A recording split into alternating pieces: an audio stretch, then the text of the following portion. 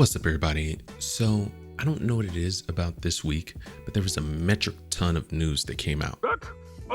There's a little bit of everything and a lot to cover, so let's jump into Casual Bites. I don't know if anyone has noticed, but there's been an uptick in concert goers throwing objects at performers. So much so, they're addressing it at their shows. Kind of like the reverse of like what's been going. Have you noticed how people are like forgetting show etiquette at the moment? People are throwing on stage. Have you seen that? Dare you throw something at me? However, we have a case of F around and find out. And we all know, the more you f around, the more you're gonna find out. A concert goer decided to throw their drink on Cardi B while she was performing, and this happened.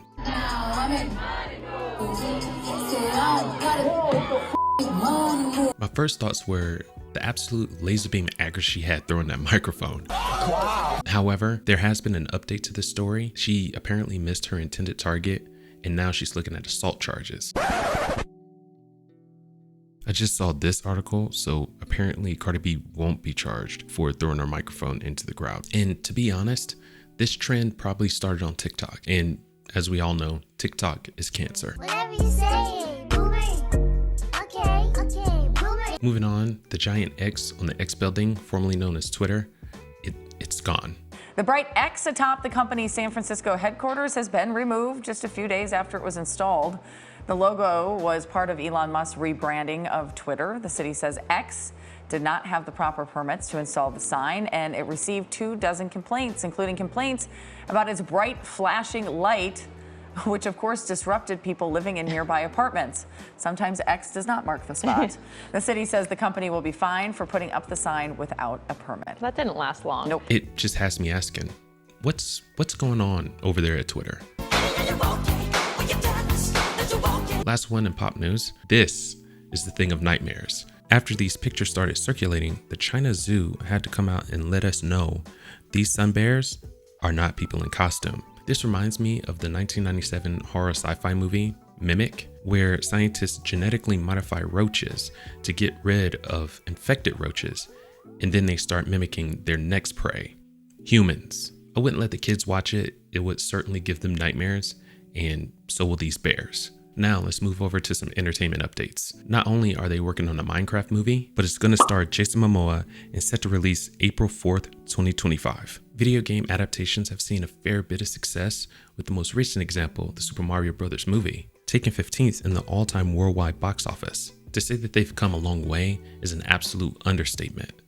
All it took was a little love for the source material and a little bit of fan service, because I am a fan, service me, and you can absolutely pack theaters. And I really hope that's what we see with this one. Next up, this is really exciting news. During an interview, Gal Gadot revealed that she's coming back as Wonder Woman. Check out this clip.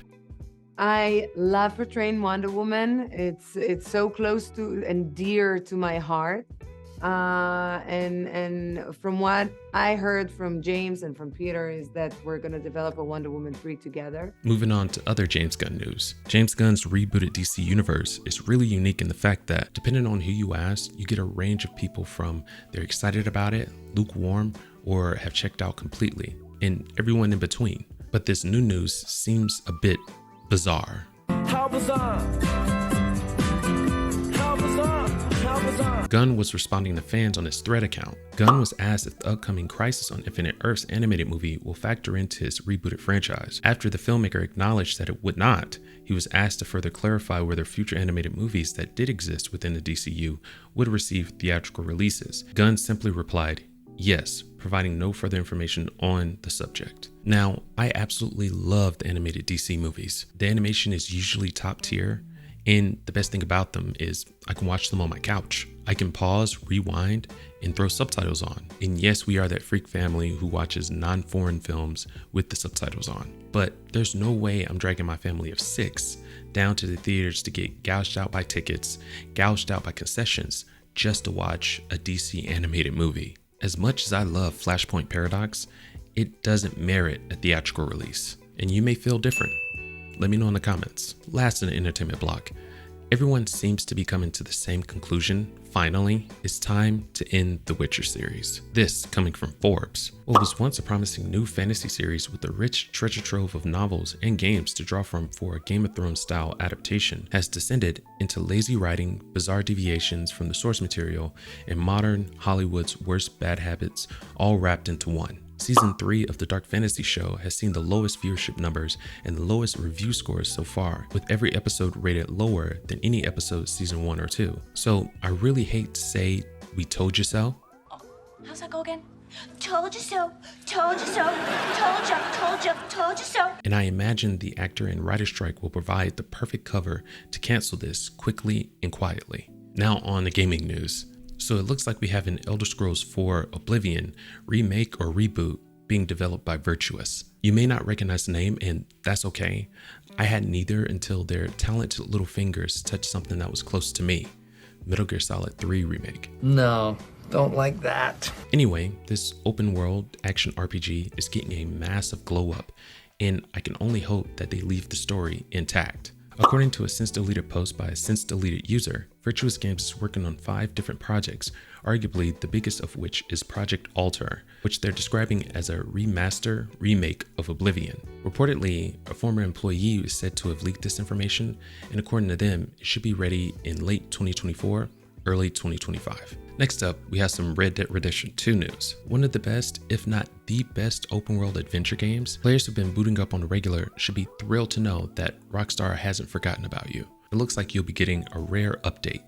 This coming from GamingBubble.com. Throughout August, Rockstar is offering double rewards for select missions and events in Red Dead Online. Accept free roam event invites to put your skills to the test against other players in these competitive challenges over the next 5 weeks and complete a free roam event each week to receive an assortment of rewards, a press release explains. Now, this should whet your palate before the announcement of the original's remaster, which, according to Twitter, should be this month. There's a little wiggle room to theorize, but I'm a firm believer in a little restraint. Hey, it's not go time! And we saved the best for last with the release window of Nintendo's new console. Nintendo's new hardware is reportedly on pace to launch in the second half of next year. The system's release schedule news comes from VGC, who spoke with persons familiar with the matter. Citing its own sources, Eurogamer reports the launch window also aligns with their predictions. The console will reportedly still be usable as a portable device such as the Nintendo Switch. It will possess an LCD screen and accept physical games via a cartridge slot. So Nintendo is following the typical life cycle of a gaming console, depending on if this is true or not. But it really did fantastic numbers. Currently sitting at the top 3 spot of most consoles sold, behind its own Nintendo DS and the PlayStation 2 that's in the top spot. No word yet on backwards compatibility, but reportedly it is going to support it. And besides their well-known copyright history, they've done a really good job of just keeping their head down and catering to their customers. But tell me what you think about all that in the comments. Leave a like if you enjoyed the video, and don't forget to subscribe. Thank you so much for watching, but until next time, keep it casual. Peace.